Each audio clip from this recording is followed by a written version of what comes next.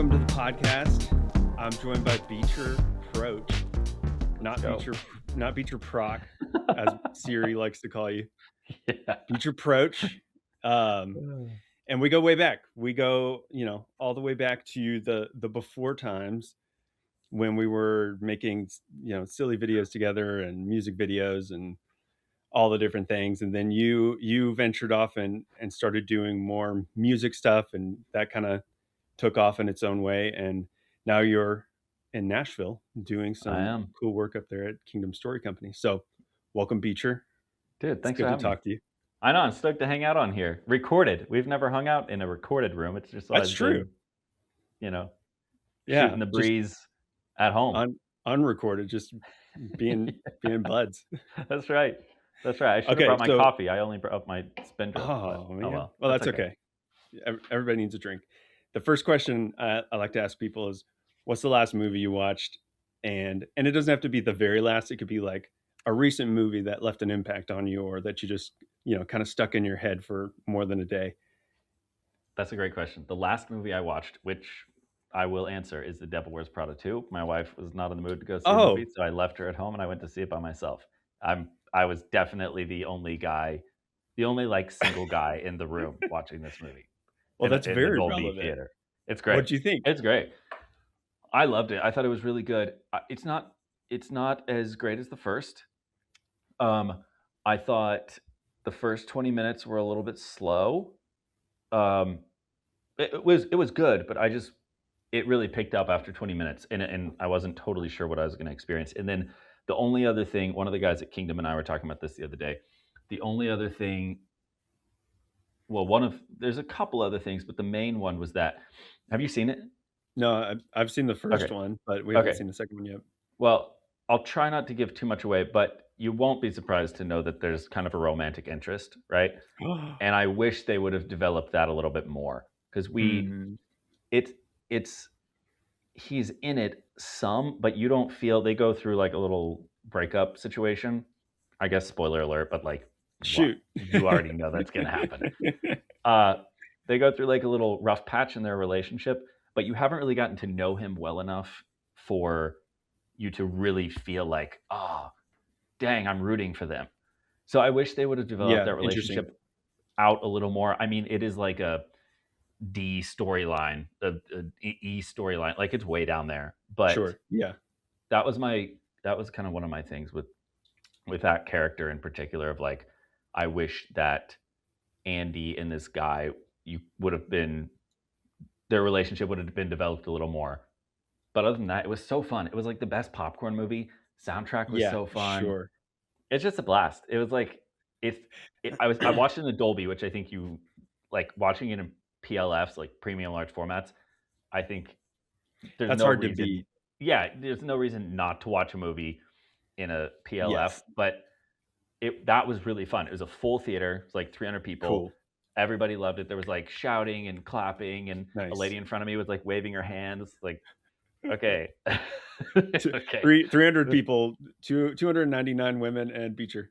Yeah, 100%, and some couples. The one other character development critique that I have is that I don't think they made Miranda mean enough. Like, oh, interesting. Like, I think she's a little too likable from the beginning. She's a little prickly, but like, they could have done it. They could have done more. And then you would watch her evolve over the course of the film, but you'll see it. They softened her up in the first film, Yeah, she has a heart. She's like the Grinch, have a heart, but I didn't want her to have. Heart. Yeah, I wanted her to have the tiny heart. But it feels a little like the heart has grown. Like we don't want that. Yeah. Yeah. So that was really fun. That was a great. Okay, film. That's Obviously, a good. It's crushing good it watch. Box office wise. It's a great watch. It's fun because not often. So our partner. Our distribution partner and studio partner is Lionsgate in LA. And so it was really fun to see them come out with Michael, which did, I think, it did about 217 million worldwide when it came out. So it was like That's crushed insane. it. It's number one movie. And then the next weekend, Devil Wears Prada 2 came out and did like 234 worldwide, somewhere in there. Don't quote me on those numbers exactly. But it's fun because I feel like in this day and age, not often are you seeing like subsequent weekends movies come out and top each other. Yeah. So Yeah. anyway, that was People are fun to kind of see. they're getting back in the mood. They wanna go to the theaters again. Yeah. Have you I think seen that's I think that's what people are feeling. well, I agree. Have you seen that Fandango? There's been 2 studies in the past 6 months. The most recent came out in April from Fandango. It's like their theater going, consumer guide, and so No. basically they pulled 7,000 people, 5,000 of whom are active moviegoers, which is just defined as they've seen 1 movie in the past year, Okay. in theaters, and so it is an insane amount of Gen Z and millennials who are going back to the theater. It's Yeah. interesting because Gen Z Kingdom feels really, really hopeful, and I feel really good about the theatrical state. It has obviously changed a lot over the past Yeah, sure. since COVID, right? Over the past 6 years, but Gen Z is going back because they like to hang out with their friends at the movie theater, and so Right. that's encouraging because I think there have been a lot of people who've been kind of doom and gloom situation, Yeah. and Yeah. I mean, yeah, there's some scary things, but in my opinion, there's a lot of Sure. positive outlook with Yeah. the theater going experience. It's going to change, right? Like you're going to Yeah, need for to be sure. more event focused. You're going to need to be more. Okay, for an example, speaking of event focused, actually, I lied. I saw Devil Wears Prada, and then I saw the Billie Eilish concert film because we were Oh, working okay. on a concert film, and it was really fun. I'm not like a huge Billie Eilish fan. Sure. Some of her music's really catchy, but she did this with James Cameron, and I think Wait, if yeah, I you saw look, the trailer for that. and it was really fun. It was Yeah. straight up concert. Like I would say, Taylor Swift or Sabrina Carpenter would create like a theatrical experience, as far as the stage itself goes, Yeah. right? Billy was like, we're clearly watching a concert. Yeah. Um, Interesting. and it was a stage. The light show was great. The lasers were great, but it was fun to see. And I think there's a huge need. And as we move forward in the sort of theatrical space, I think you're going to see more of these projects happen that enable people who couldn't normally afford like $100 to $400 concert ticket Yeah. go to the theater for $20 and see Sabrina or Taylor or Harry Styles or you name it. So obviously Right. Taylor's already proved it Right. that it can be huge. Um, so and you're gonna have to take Yeah, budget into that's interesting. consideration, all that jazz. So the Billy theatrical box office for weekend one was a little soft. It's like Okay. $20 million budget, which I don't think it needs to be. Like that's A $20 million budget for a concert crazy. film? Yeah. So What? they filmed it in Manchester and they filmed it in Phoenix, from what I was told. So I, it was a lot of money. So That seems really high. I think Does that so. And include, like, marketing and stuff? yeah, I think that includes P&A. I could be wrong, but Okay. I hope it does. But it did For seven and a that half for that million price? this weekend. Right. So it's like Oh, if you interesting. could do it for 5 million, which I mean, I think you could do it depending on who's involved. You Yeah. could do for Yeah. like that 5 to 10 million mark, and you're gonna make money. So it's just, Yeah, that's interesting. content spend. But Is that are concert films kind of becoming like the new, music video in a sense? Not necessarily replacing it, but kind of serving the same sure. purpose? I think we're gonna see a lot more. Like obviously Taylor did her thing. Taylor's a Yeah, brilliant sure. marketer, businesswoman. Taylor did her thing. We have the Billy deal. I just saw this week. I'm trying to think who it was. Warner Brothers? I could be wrong. I think Warner, don't quote me, signed with Universal Music Group to do a Okay. to do they're partnering to basically have a first look deal at doing projects based on Universal's catalog. So you Okay. can fact check me, um, Sure. but paid an absurd amount, and I bet. they are going to have kind of first rights to do movies on the artist whose catalogs this group owns, which I think is Yeah. Universal. Interesting. So anyway, I think that's interesting. I just think across the board, you're going to see more experience films. You're going to see these you're going to see these big theatrical events like Yeah. Yeah. the Top Gun Mavericks or the Devil Wears Prada 2 or the Toy Story 5s. But then I think to fill the holes in the schedule, I think the theaters are going to, and the distributors, the theaters, the studios are going to realize, hey, there's some cash cows here that Yeah. we Yeah. can have in the theater for a week or 2 weeks, and or 2 weekends or whatever. Kind of call it a special event, like do a Fathom type event, Yeah. and you Mhm. get the fans to come out. And anyway, I don't know that I could be Yeah. wrong, but I think I really see that as a huge opportunity for people. That's fascinating. So So you went and saw it in theaters? I yeah yeah And what was I that did. like? Like, did it seem full? Were Well, I people saw it. interested? Oh, okay. to be to You be pirated perfectly it? honest, I saw no, I saw it in the theater, but it was a private theater. So Oh, okay. it So was it not, was it was not with us yeah. common folk. It wasn't in a room of like 300 people, but I saw videos on social media Gotcha. that were crazy. Yeah, sure. Yeah. Okay. Interesting. Yeah. So yeah, that's fascinating. Yeah. So many things kind of related to the music industry. I mean, pop culture, I guess, just Yeah. like Michael, and then you have I saw an Elvis movie coming out, another Elvis, but it's like a behind the scenes of like with actual footage I think Baz from. Luhrmann did Yep. one a few months ago, and then I bet there's another something coming out. Yeah. Yeah. I can only imagine too, I can only imagine too. We have another music biopic we're working on, which we haven't released any press on it, so I guess I can't talk about it. But it's I another won't kind quote of you. music. Okay, great. It's another music biopic, but really really strong story, which I think is going to be awesome. Um, so yeah, I mean, Another music biopic from Kingdom Story Company. So let's see. We've got Stephen uh, Curtis Chapman. We still got to cover. We yeah, we got Amy do, Grant. we Let's do. see. We got Lauren Daigle. Lecrae. No, we're gonna do some Just thinking not of the oldies. Yeah. Who do we still have left? Lecrae. I know, man, what a Lecrae legend, would be a wild story. dude. That'd be crazy. That'd be wild. I love that idea. Well, you can bring me in to help write that, I guess, Great. since I just pitched you the idea. Yeah, that's now There it's you go. yeah. Get the No, life rights, and then you're in. I keep in contact with Lecrae. No, not really. Okay, that's I good. wish. That'd be cool. He seems like a Yeah, cool guy. he does. Well, okay. So then let's talk a little bit about Yeah. your work, and then also kind of like get into the past a little bit because Oh, I Tim, don't think make me dig up my what you past.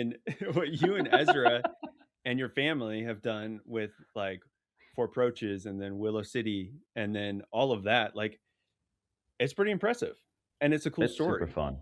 Yeah, I mean, So tell me a little about that. I think it's cool. It's cool to see the evolution of this entertainment journey, and I think what I'm really realizing is that I love movies. I love music. Like big time love music.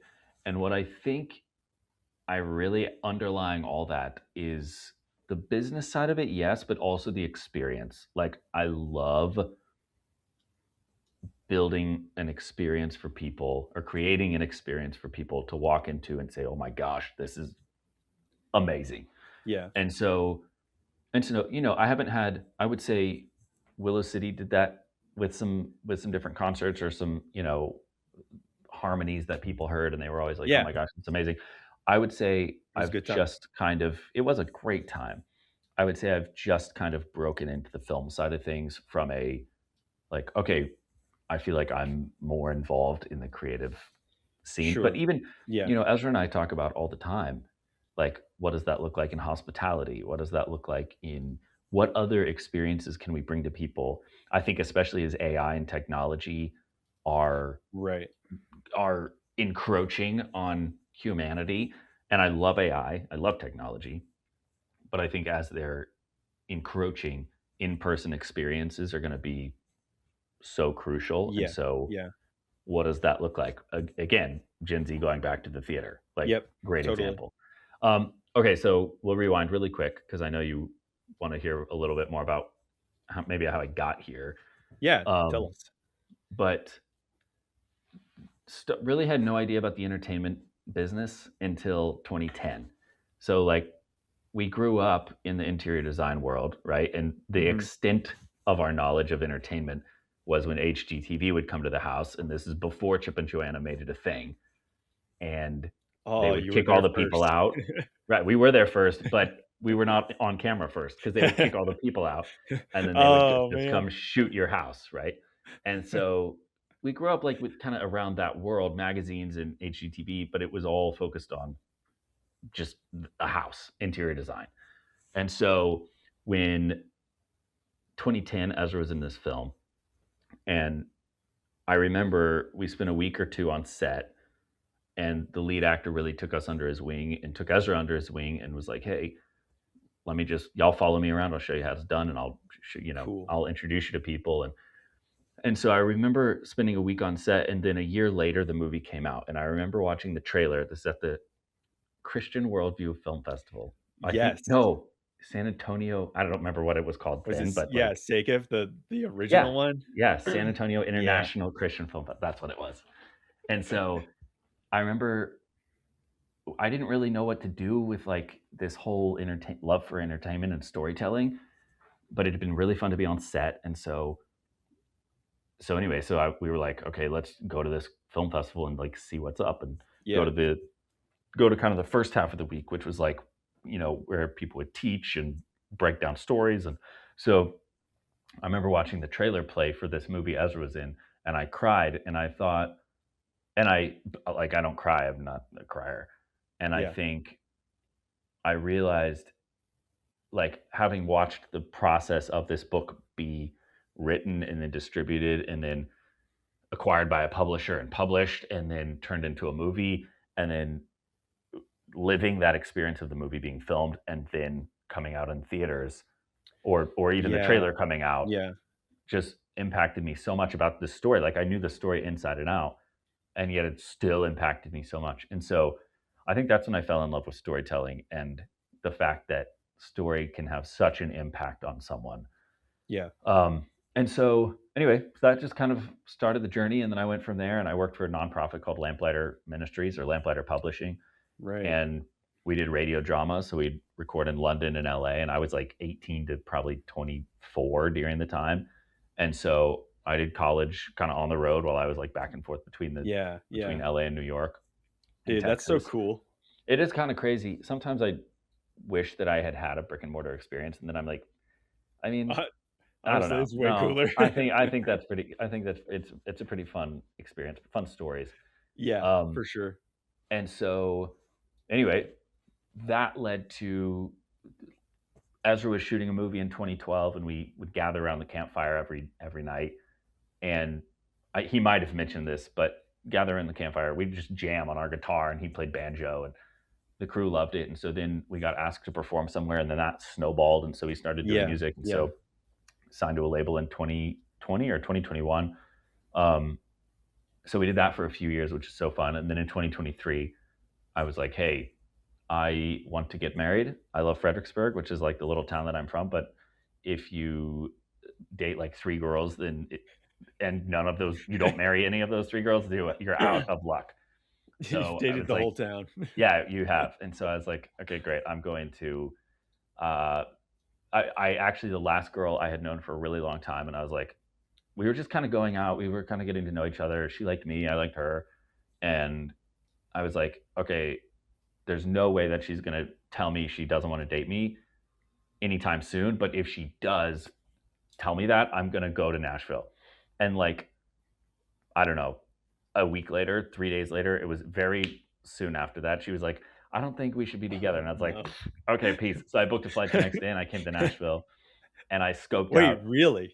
yeah, I scoped out Franklin because I Dang. knew I wanted to move to Franklin. And I had always, for years, I had talked about it, but I just had never done it. And I was like, I got to shut up and just do something. Yeah, yeah. Like at some point, you got to just stop talking about it and do Did you it. know people in Nashville at I that knew a point? few. Yeah, we Okay. had gotten plugged into this leadership retreat, that was run by a friend of ours from Dallas. And so Liza, our little sister, had gotten involved first, and then she invited me and Ezra. And so there's about 100 of us, and we just kind of got to know each other through, a lot of us are in the arts, and so ministry and the arts. And so when I moved here, it's funny because I moved here thinking like, oh, I'll hang out with them all the time. And then I did not, because they're always on the road, and for our Yeah. retreats, everybody Oh, come into town. yeah. So my original friend group looked a little bit different from what I was originally envisioning, and it was super like, "Oh my gosh, what have I done?"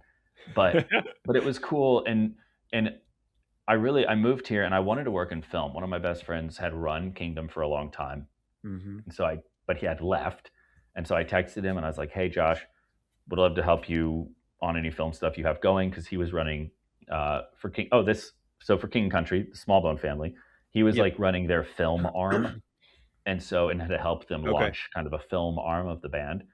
And so I texted him, and he ghosted me. It's like, wow, okay, great, Hey, but I thought but we were we, friends. yeah, right. But we would see each other, right, through the months. So it was like he ghosted me as far as film goes, but then we would still hang out. So it's like, okay, this is awkward. And then at some Like, point, "Hey, it's like, so maybe check your texts." yeah, like now I know you too well to send you a resume. This would be awkward. So so he ghosted me. I kind of knocked on a Shoot. few other doors, and then eventually I started dating my now wife, and I was like, well, I need to make more money. I was working for our stores back in Texas, just kind of long distance. I Yeah, was like, I yeah. gotta wait, make more money. I gotta figure out what to do. But I really feel called to storytelling and filmmaking and entertainment. And so my wife had sold insurance and made a ton of money. And so I decided that I would, at the same time, there was also a business that wanted me to shoot content for them for social media. So I was like, well, I could go sell insurance, come back to the table after 5 or 6 years having made a bunch of money as an investor, or I could go scale this business, shoot content, help businesses scale Right. their social media. And so, anyway, it was a Tuesday. I had recently talked with a guy named Bobby Downs, who you know, Yep. um, and Bobby had been like, "Hey, tell me what you want to do." And I was like, "I mean, I'd love to do film stuff. Ezra and I have this dream to do film stuff together, but I've knocked on every door, like nothing's happening, and I'm kind of at the end of my rope. Here's what I'm going to do. I'm going to go shadow this insurance salesman. I'm going to go shoot social content for this company, and I'm going to see which one of those kind of works out." Yeah, Um, yeah. and interesting, I forgot about this moment until the other day, but Bobby was like, there's nothing really stopping you from pitching something to Kingdom. Like, you could, like, me, this is Bobby speaking, me, Yeah. the door's open, you can bring me stuff. And so I was Like like, wait a second. pitching a project Yep. or Yeah. I mean, it could be a making up a project, it could job? be an IP, not necessarily making up a job, but like it could be, especially because of this group I was involved with, I had access to some Mm. interesting people's stories. And so, Yeah, so yeah. one of my, I haven't ever told this before, but one of my friends' names is Joshua Broom. And so he used to be huge in the adult entertainer space, like literally top of the uh, top of the pile sounds bad. Top of the list? I don't know. But he Yeah, wasn't a okay. believer. He was the number one male adult entertainer in the world, or in the country at least. Good Um, grief. and then had this radical transformation and become a believer. And so, and he had written a book, and he was getting ready to release this book, and he'd been on a bunch of different podcasts, like big podcasts and big Yeah, shows. And so I was yeah. like, wait, what about his story? And so I took it to Bobby, and Bobby's like, well, here's kind of the Christian entertainment. That'd be tricky, right? Yeah. Because you do have a lot of boundaries, and it's interesting, even what you and I would probably consider like, oh, this could be a great faith-based film, that even that is like too out of the box. And so Won't sell. Nobody will that's go right. see it. That's right. And so, Interesting. but what I realized, what that forced me to realize is like, wait, I can kind of take control of this a little bit more. I can be more proactive. And so anyway, I took Bobby that idea, and he was like, well, I don't really think that'll work, but um, keep bringing me ideas. So that just kind of got my wheels turning a little bit differently, of like, wait, whose stories or what stories do I have access to that would be interesting to Yeah, Kingdom? yeah. Before I could really get too far down that road, It was, I think March 8th or March 10th of 2024. So this is like 10 Okay. months after I've moved to Nashville. I really want to work in film. I've knocked on all the doors, nothing's opened. Yeah. And so Yeah. I'm just going to take the next step to what I think the Lord wants me to do, which is either sell insurance or shoot content. Yeah. And it's a Tuesday morning. I'm setting up my camera to shoot content. And 2 hours later, I'm going to go shadow this insurance salesman. And I get a call from Bobby, and he's like, "Hey, Joel Smallbone from Freaking Country just called Okay. and said they need somebody to help with the release of Unsung Hero. And so, would you be interested?" And I was like, uh, "I don't know. Let me think about it." Sure. I'll I've And got some so, insurance. yeah, I got some insurance right, shadowing I gotta think about. right. So, Dang, that's crazy. so 30 minutes later, Josh called me, my buddy who I had tried to work with, and he was like, "Hey, here we're going to be working together." So it was great because Sorry for that. never getting back to you. That's right. That's right. So I still give him grief for it because it's great. So and our offices are right next to each other, so it's a perfect. But I I like think that. it was cool to me because my big takeaway from that moment of really wanting to work in this business or wanting to work for Kingdom was kind of my only way in that I could think of. Nothing panned out, and so I just had to take the next step in obedience Yeah, to the Lord of what I thought He wanted me to do. I was like, I don't really want to do this, but this is the only thing that's in front of me. sure. And I think that I had to take that step in order for Him to see that I was willing to take the step before He opened the door for me because I couldn't take any credit. Like I had knocked on these doors and Yeah, nothing opened. sure. So it's not the prosperity thing where it's like you do this and God will reward you. Right, But I right. do think that our obedience and actions, I do think he rewards our obedience and actions. I might have sold insurance for 2 years, Sure. or Yeah. longer. I would have wanted to kill myself, but I might have had that may have been what paid the That might bills, have been which the is path. okay. Sure. And I might have worked on the film stuff on the side or whatever. Yeah, So yeah, that was so cool because what that did is that enabled me to come to work with Josh. So we kind of split our time between the Kingdom Story Company offices because they had acquired Unsung Hero. We kind of split our time okay. between Kingdom Yeah, Story Company and for King and Country's offices in downtown Nashville. And at the end, they both wanted me to work with them. And I haven't talked about this either, but they both wanted me to work with them. And I was like, talking to my mentor about it. And, Joel really wanted me to come to work over there. And I love Joel. He's one of my dearest friends. Like I love that man so much. But it was like it was so hard because yeah, it's yeah, so hard to want to work with somebody, but you're like, but you'll mostly, at least in that moment, are doing kind of the Christian music thing. But then Kingdom also wanted me to work for them, and so I talked to my mentor about it, and he said, "Listen, it's think about where do you want to end up long term? Do you want to end up in yeah, Christian music long term, or do you want to end up in film long term?" And I said, "Well, I want to end up in film, right?" And he said, "Okay, so if you go to Kingdom, not only can you add value there and will you be part of the team, but and you can help them do whatever they're doing, but it's also the yeah, industry you want to be in. And so yeah. think about the size of the river that you're swimming in." And I tell everybody that who asks me their opinion, whether they're just out of school or they're wanting to get into film or whatever. I'm like, you know, once you're in the river, there are ways for you to swap Right, canoes, right. right? Yeah, So like, you know, I've been more on the business operations side of things for the past couple of years. I'd like to get a little bit more into the creative side of things, and so that's been a slow process and journey, but like something that I'm getting to do more often. And so I think that I love that. Like I love that yeah, analogy yeah, of get into the river and then there are ways to get plugged yeah. in. And you know me, You I mean, move it. yeah, you know me and Ezra, and you are also similar and entrepreneurial and wearing a bunch of different hats. Yeah, So even within Kingdom, it's a we're kind of lean and mean. We've got like 16 people working on staff. That includes the accounting that's department. crazy. And Wow. so it's fun because we are we all touch a lot of different parts of the business, which is fun. I love that. Yeah, And it sure. keeps it fun, it keeps it exciting. Um, and so anyway, that's how I got here.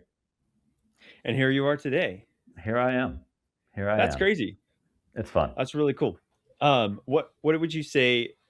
so you kind of had a decision point where you were already working in music and you wanted to get more into film. What is it Mm. about film specifically that excites you? Because there's lots of ways to tell stories in the world, but Yeah. there's something specific, it seems like, with filmmaking Yeah. that you like. What is Yeah. that? I think it's the combination and marriage of the visual with the sound or the music and marrying them to create an experience for the viewer. Like There you that's what go. I've realized.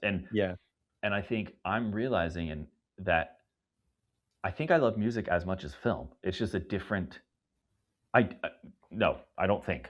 That is I do love music as much as film. There's nothing like being in the room. There's a guy named Tommy Prophet who's this unfreaking believable artist, and he does a Christmas show called Birth of a King. Okay. He did an album first, and now it's a Christmas show. And we went in December. Most unbelievable thing I've ever seen in my life.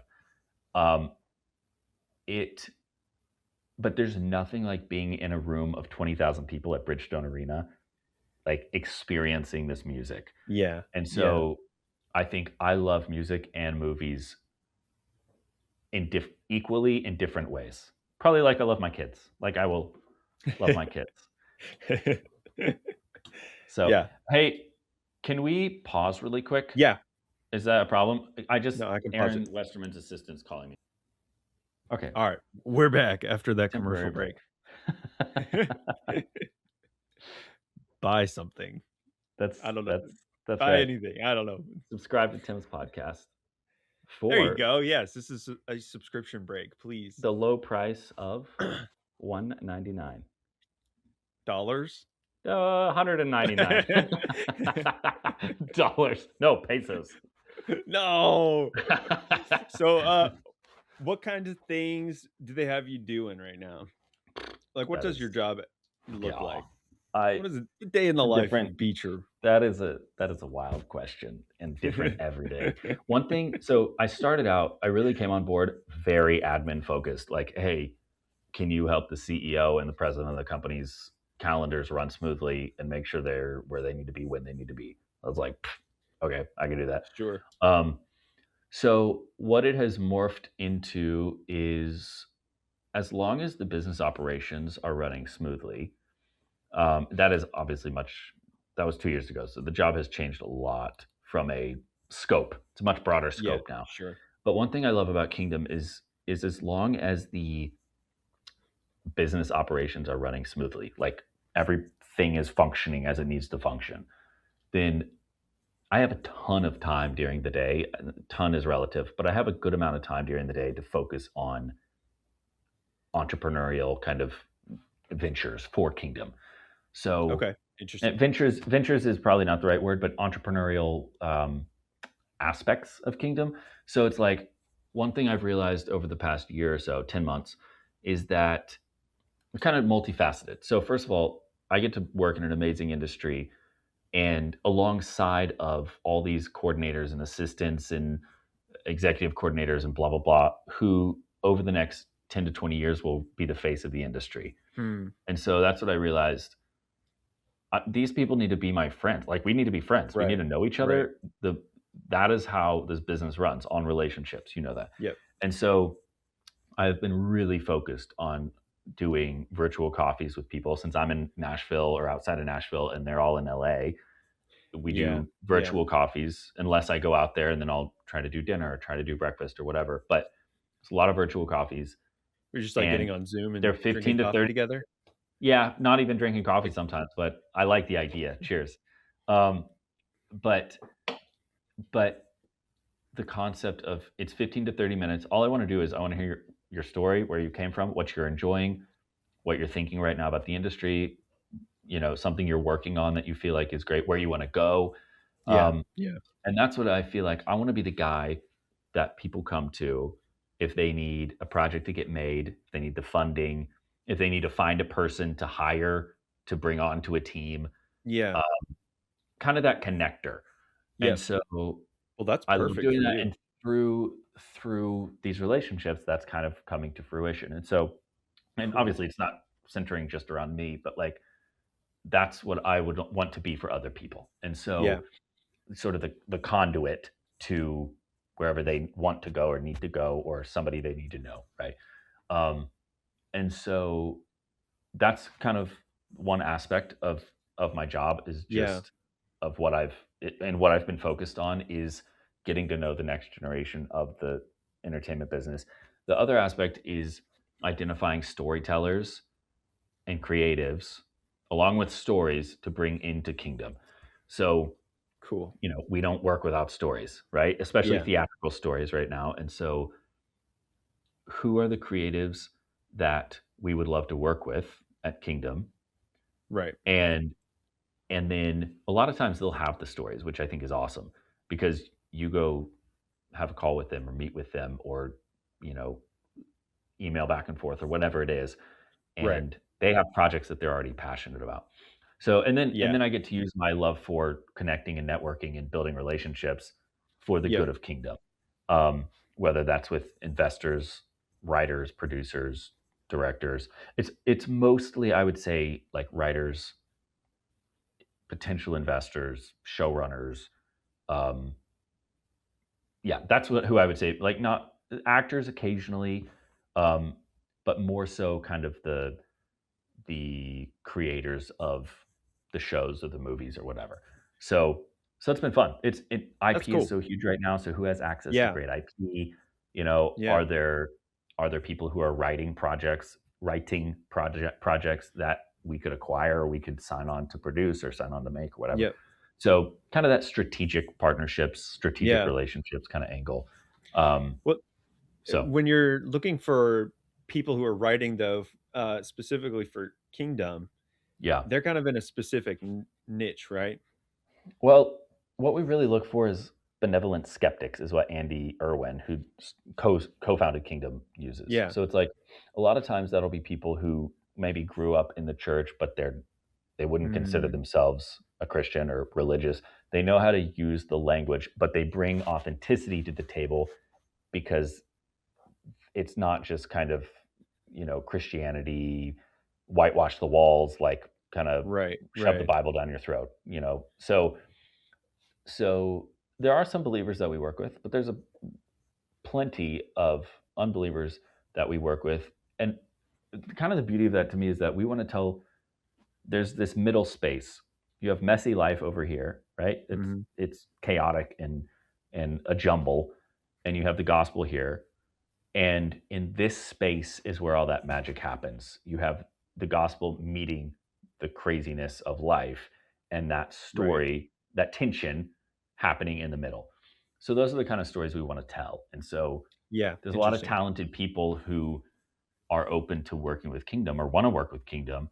Um, honestly, I feel like we're seeing it more and more, especially in our day and age, of people who have been believers or who are believers in Hollywood, and they've kind of been in the closet for a really long time, and they're finally realizing, like, hey, wait, we can do, regular secular shows, but we can also do, there's a huge audience in middle America, Yeah. the heartland, Yeah. where we can do shows that align with our values. So yeah, so that's what I would say as far as like believers versus unbelievers go. um, Yeah. Yeah. so yeah.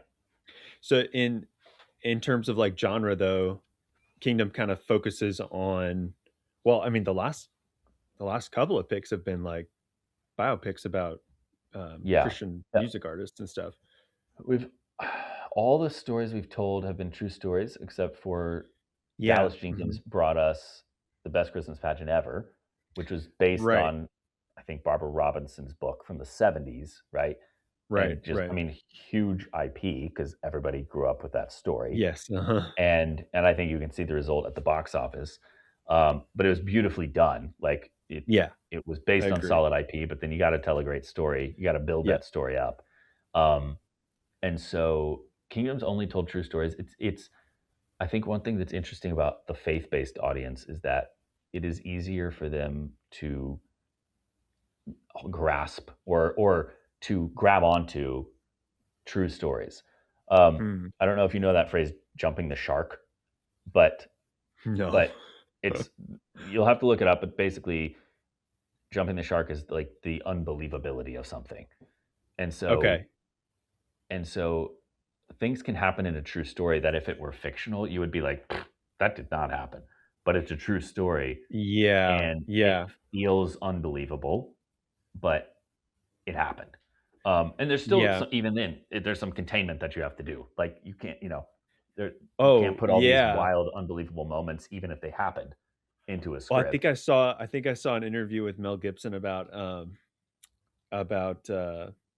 Hacksaw Ridge, and he was talking about a moment that, one of the one of the Japanese soldiers told about the story, so from the Japanese perspective, and he was a sniper, and he was saying, I can't remember the real guy's name, who Andrew Garfield played, but Yeah, I can't remember the either. real sniper Yep. from that story said that every time he was shooting at Americans, he was just knocking people down.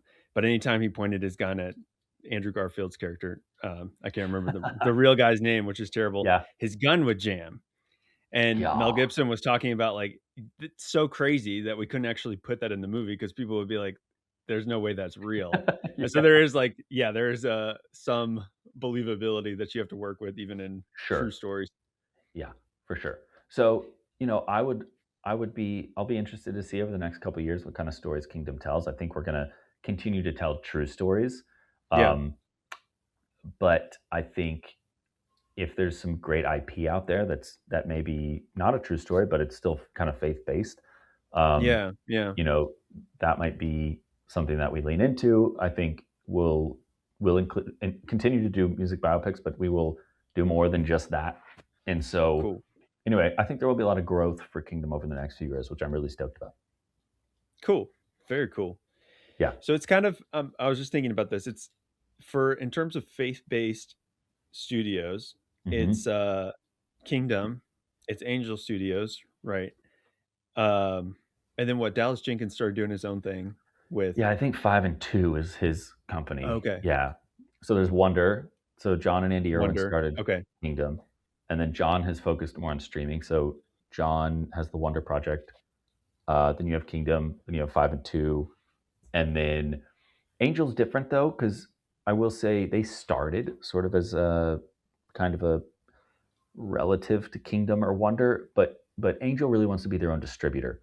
So Hmm. Okay. they want to be a studio. Like they want to be like a Lionsgate or a Sony or Universal. And so Okay. Kingdom, we're a production company. We'll always be a production company. We want to make the movie start to finish and then Hmm. partner with somebody to bring those to theaters. Angel, they I think they do a little bit of a production company aspect. Like they have a little bit of that, Yeah, yeah. but that's very minuscule compared to they are partnering with filmmakers and acquiring projects to distribute. Oh, So okay. Interesting. so they also want to kind of distance themselves from, I would say, the faith market. Like they want to be seen more as sort of an overall, they've got faith, but they also have inspirational and they have um, Yeah. Some some thriller stuff and Hallmark action. they have I don't know, I haven't seen anything hallmarky from them, but I'm Like sure faith it's adjacent. faith adjacent 100%. So whereas Okay, interesting. Kingdom, I would say as a production company, we don't want to do faith adjacent, like especially theatrical. Like for a faith-based audience, we realize that we want bold faith in our movies, right? That's why we exist Yeah, to share the yeah. gospel through film. So we want to spread hope through our film and spread the gospel through our films. And Right, right. so we won't. I don't think we'll ever do like a faith adjacent inspirational film. I think you will always have pretty bold faith in our films Mhm. from from now until forever. So Yeah, that's my yeah. yeah, But that's but Kingdom doesn't strike me like the Kendricks and Kendrick so films where they're, like, missional almost. totally It's a 100%. little And it gives me a different vibe. it is. And I think knowing your place, so I love to use this example that Bobby Downs used. So I have to give him credit. But if you look at a funnel, right? You've got a funnel Mhm, here. If films at the bottom of the funnel are for the church or for believers, films mhm. at the top are still for believers, but they're going to get some people from the outside. This is a great way to look at faith-based films. So the Kendricks do films down here. They're only for Yeah, the church. You're probably not really going to get unbelievers, but they're meant to encourage the church, encourage believers, challenge believers. Kingdom's going to do stuff towards the top of the Okay. funnel where, yeah, we make our movies for Christians, but you could take your father-in-law or you could take your, cousin to go see Jesus Revolution, and even if they're not a believer, they're probably going to enjoy the process, right? They're going to enjoy Yeah. the movie. Yeah. So, so the Kendricks obviously were like the OGs in the faith-based Yeah. film Yeah. film industry, and we love them, like great friends of Kingdom. But we just make movies for crossover audiences, but slightly, crossover audiences, but Right. slightly different. So, yeah, so Yeah, I would totally. agree. I would say if you're comparing, it's not quite a one-to-one comparison when it comes to Sure. like Yeah. faith-based stuff. Yeah, totally. Yeah, that's very interesting. There's a lot Yeah, going on. I mean, it there's seems like so much it's a going on, big and I think moment it's for just gonna faith-based work. agree. I think it's just gonna continue. I think that you're gonna see studios and production companies realize that there's a hunger out there. One thing that I'm really interested to see, I'll put this out here on the podcast and we'll see when it happens. But Okay.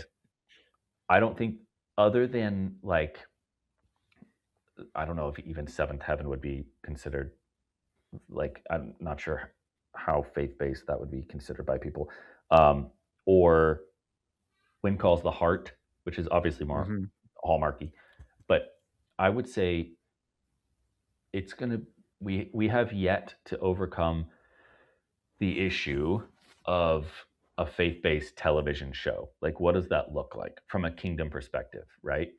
And I think so. For example, Okay. we want our theatrical films to be faith events, right? You want people to Right. come to the theater because it's a faith event. Um, but a TV show, we don't really know what that looks like yet.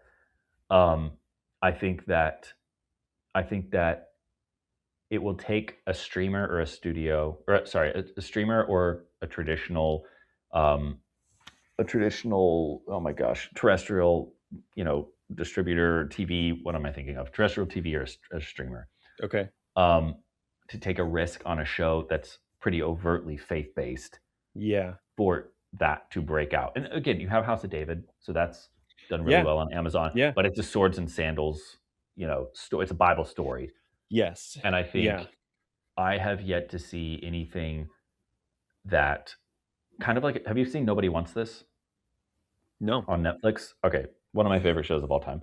Um, it is Kristen Bell, and oh my gosh, this is embarrassing.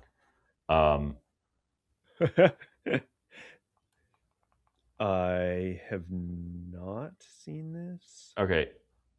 Oh, it's I've seen Adrian. this poster, but It's Adam Brody and Kristen Bell, and Adam Brody plays a Jewish, yes. um, oh my gosh, rabbi, and so Okay.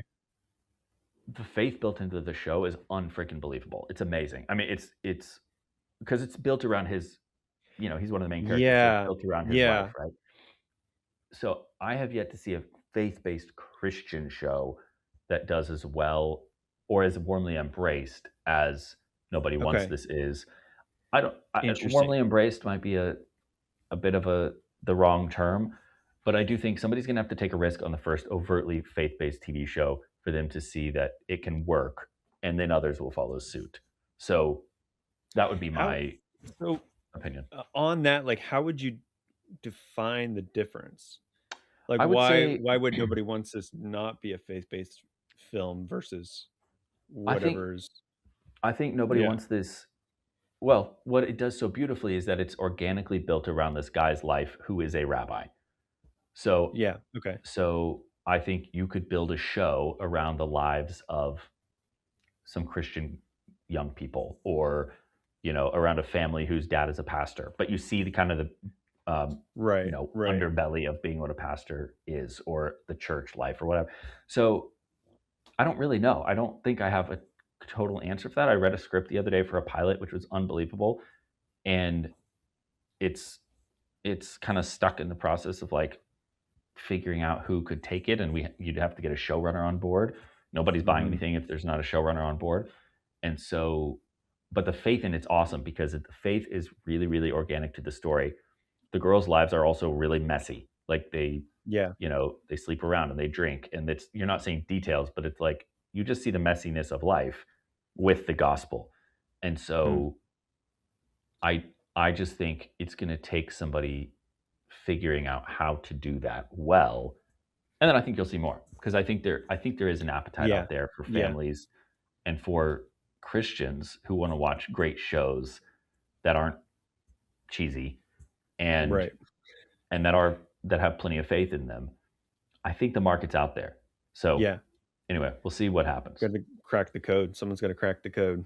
Totally. That's interesting. And so shows like House of David and The Chosen don't really count, I guess, because they're more like biblical epics in a way. I would say they're great for people seeing that biblical epics has an audience, right? Hmm. Um, but those aren't playing on terrestrial TV, right? So those aren't Sorry, on. what is terrestrial TV? So those I've aren't. been If nodding you my turn head on, like I know what you're talking no, it's about. all I'm good. like, I mean, it's all no. It's terrestrial TV would be like if you turn on the TV, you're on cable, and you turn on hmm. Fox, right, or Okay. FX. Um, and so or CBS. So it's like shows like CBS or shows like NCIS, right, are on traditional Okay. TV like I CBS. gotcha. Um, so, but even if we keep it to streamers, I just don't Yeah. think Yeah. other than the biblical epics, you don't really see. I think Wonder Project has done one on Amazon or tried to do one on Amazon, but I just don't think you see a lot of TV Yeah. shows Yeah. that you don't see any TV shows that are like set in our modern day around Hmm. that have faith in them, like But solid is faith. it this is the question I struggle with, and I've wondered this for years now. Like, what is it though that makes it a faith-based film? Is it that or that the show or film is structured around the faith of the characters, I that it think plays a that bigger role, or just that they're Christians at all in the show? I think that at least in my viewpoint, I would say this doesn't. We'll just keep it to me only. Sure. Yeah. Um, but I would say what determines a faith-based show is, are you seeing the gospel interact with the world in which the character lives? Okay. And not just like I would argue Project Hail Mary, super unbelievable Hmm. faith-based movie, right? You Yeah. you Sure. wouldn't necessarily the say that, but like you see the redemption and you see Right. some of like Well, I mean, it's called Project Grace Hail is Mary. yeah, exactly. Hail Mary is the name of the Full Project of Hail Mary. grace. His name, yeah, exactly. So, but I would say if it in my definition is a faith-based TV show, it's going to have characters who are clearly believers, like it, like you hear them reading the Right. Bible, or you see them praying, or you see them, and not in a cheesy way, but just like the way that you and I do it, right? Yeah. And Yeah. but they're still struggling with stuff, and they're still having to overcome obstacles. But so I Did think you I mean, see that's a good question, like defining what that is. And I I don't mean, think anybody really knows like a so defined answer of what will work. so something like Father Brown. Have you ever seen that one? It's been a long time. Yeah. It's about a priest solving Yeah. crimes, but it's not his Christian ethic comes into the story, but it's not about his Christian ethic. It's about Yeah. him solving crimes, and Yeah. So I he's think a priest. yes. I think that would be one version. I think you could do that version. I also think you could do a version about where his faith is more interwoven into his life. So Okay. I think you have the him being a priest and how that fits into his solving mysteries. Yeah. But I've honestly, I don't even know if I've seen the show. I just remember reading the books, which I love, and Right. it's Right. been 15 years. But I think that you have that angle. I also think you have the angle of interweaving. Well, I think that's the angle. I think you interweave the faith into the lives of the characters in the Yeah, story. yeah. I think that's the faith-based show. I just don't think it's been done. Okay. So Have you versus seen, Wake Up, Dead Man? no, I haven't. Oh wait, yes, the Knives Knives Out Out. the Yes. 3rd Knives Out movie? So fascinating. That's a Christian movie, right? Totally. Yeah. Is it I not? would Like, everything you've just said, yeah. it's like he's a priest, and literally the storyline is affected by his understanding of the gospel, Yeah. right? Yeah. And yes, I would agree with you. I think the one thing that you have to remember when it comes to faith-based movie making, like not movies that are redemptive, but movies that are actually faith-based, Yeah. or call themselves faith-based, is that there are some unwritten rules that you have to follow. So Okay. it's like, This is what I'm interested in. okay, so there's some unwritten rules you have to follow. So like, you can't cuss, right? Um, you cannot, and this is for Greatest pageant ever. great best Christmas What pageant ever. best Christmas pageant ever. Yeah, There's a little cussing in there. is there really? There's No, like 2 words because 'cause they're like the ragamuffin children. that's true. Sorry. But they're blur. But She you're right. takes But the Lord's name in they're vain. she does take the Lord's name in vain, but you don't hear it, and you also don't see the whole thing. Do You you only not hear see it? Really? no, no, no, not at all. No, you see, and then it cuts. So you don't see her say Okay. the whole thing. Okay. Um, but no cussing. Okay. Um, I will say Jesus Revolution really borders on like It does. that's it because there's some drug use. Yeah. I mean, you can tell there's some thematic material. Like Yeah. I would say Yeah. Where that he's that's the Jonathan Remi's like, closest you can "We slept get. with anyone and everyone," or whatever. And you're like, Totally, that's the "Oh, closest you can okay." get, I would say. But you also have to be able to, if you were to mute the screen and let it play in your living room in front of your kids, right? Like Mhm. you're a mom, you're cooking, and it's on in the living room muted. Are you okay with what's going to play on the screen? And Okay. so that's another tenet. Like that's another kind of filter that you just have to run through. So Okay. there may be no cussing, but if there's sex, then Yeah. like, I don't want that on my living room Yeah. TV Yeah. with my kids running around if I had kids. So it's So gotta be you gotta be extremely comfortable watching this with your mother, yeah, totally. essentially. Yeah. That's great Hmm, criteria. interesting. Okay. Um, so and there's some different bullet points that I got from Bobby Downs about what has to be in faith-based film. I haven't written them all down, like I don't have them memorized, but this would be like in traditional classic faith-based film, what you need to make sure is ticked off. Yeah. Um, Yeah. and so, you know, nudity, whether artistic or sexual, sex, cussing, drinking is a little questionable, smoking, drug use. Yeah. So Yeah. that's why I hope that we're getting a little more expansive, like with what can be shown, because that if you're not smoking, drinking, doing drugs, like if the Are characters you aren't living? struggling with something, the characters aren't struggling with something, Sure. what Yeah. are we doing here? That's gonna Um, make yeah. It's gonna cut out a so and lot of it doesn't interesting have to be stories. drugs, drinking, or smoking, but it's like there's a lot of things you can struggle with that aren't those. Yeah. But but it just But then you have movies like Unplanned, which just I haven't seen it, but what I know of the story just kinda goes yeah, crazy, you know? That's interesting. If it people try and is. make a little bit more not edgy, but, like, if they're I guess if it's a true story, maybe they're going a little bit you can go in a little bit of a different angle. Because 'cause I'm even thinking of what's the one with, Jim Caviezel that came out and caused a bunch of Oh, controversy. yeah, the one Um that did 250,000,000, Yeah, oh my gosh, that Sound one of did Freedom. very well, and that was, like, It did, it did, extremely but it intense also materials. it crossed over into a secular audience, right? And it Mhm. Okay. also, if you remember the time that it came out that year, there was this huge wave where human trafficking had been talked about and was Yeah. very prevalent Yeah. in culture. So there's some stuff you can't plan for during theatrical releases too, which I think is interesting. Like Right. when Jesus Revolution came out, the Asbury revival had started like 4 weeks before. And so like we couldn't plan that.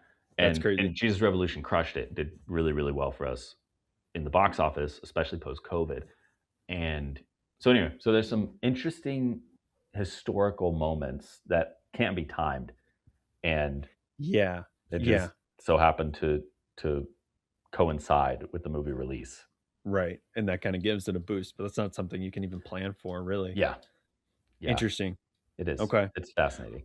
Well, I don't wanna keep you all night, but I wanna hear a little bit more, like, what are some future things you're working on that you're excited about, if you can share? Yeah, yeah. I mean, honestly, it's really I've built a couple tools using Claude. I love Claude. Claude is my best Nice. friend, and just kind of helping me with searching for stories and people, and so that's been really fun of just figuring out how to use AI. Yeah, sure.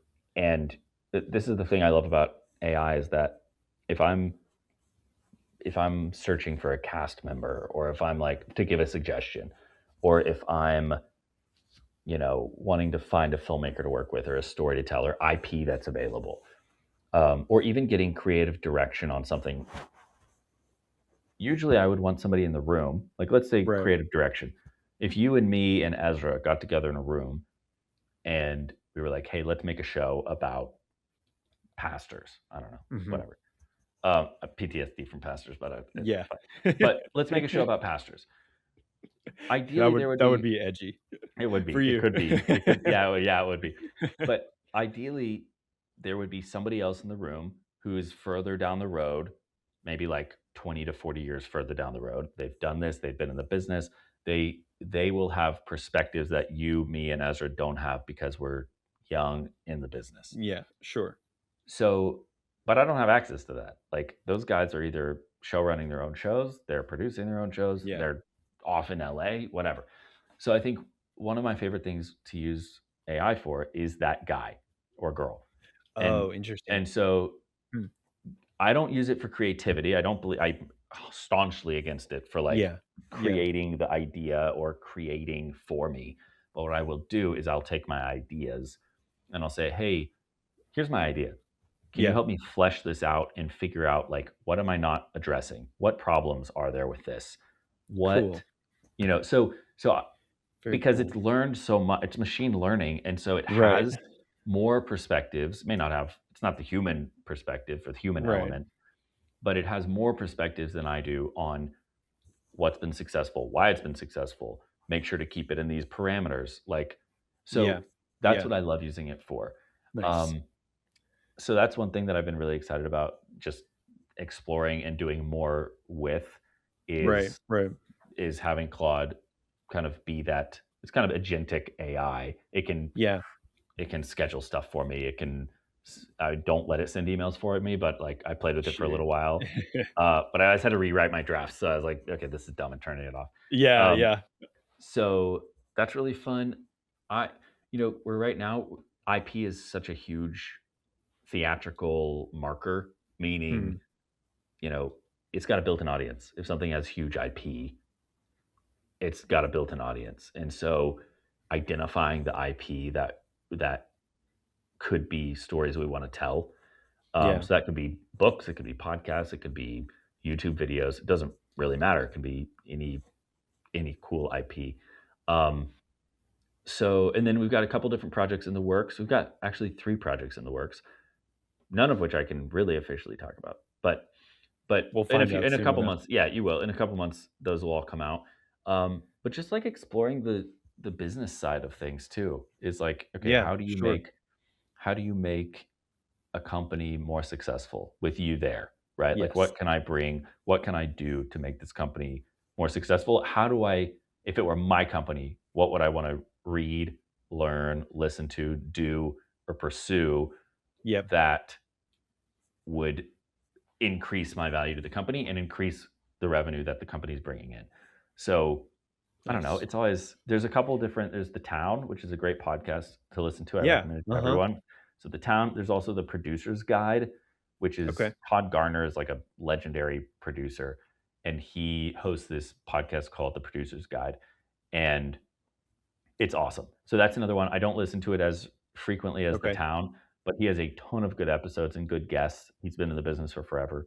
Um, and then, I'm just trying to always read like new books and listen to stuff that Yes. Yeah. is how I'm thinking about storytelling. There's I'll close kind of this section with this that I heard from a friend at Lionsgate, but she was saying, to continue to move up, um, and to continue to move on in your career, there's sort of three buckets that she got from a friend, and then she told me, and I'm going to tell you. Um, but she said you have to be good at putting teams together. Like, so it's not just about knowing people; it's about knowing who to put in the Mm, right room together. So you have to be good at team building. You have to be good at you have to have an opinion on story. So you need to have a rough idea right. about how story works. That's probably my biggest weakness. Like, I love storytelling. Knowing the anatomy of a story is probably my biggest Right. weakness. So that's Right. what I'm working on most. Um, the final one is you have to have an ear for what's happening now.